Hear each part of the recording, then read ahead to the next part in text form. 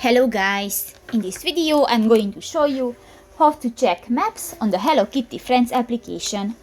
But first of all, I just want to mention, please don't forget to subscribe to our channel, because at 100,000 subscribers we are going to show you our YouTube revenue statistics and growth strategy, how to make money online. So let's jump into it. First of all, open the application on your device. This will take a few minutes when the application is uploading.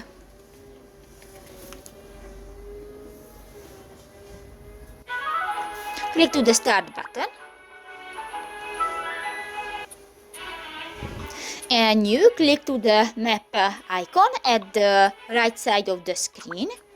And you can check different maps. You can check the forest, beach, playroom, shopping center, mansion, North Pole, food court and others. And you can check your status. Actually, I in the forest map. So that's pretty much it for this video, guys. See you in the next one. Bye bye.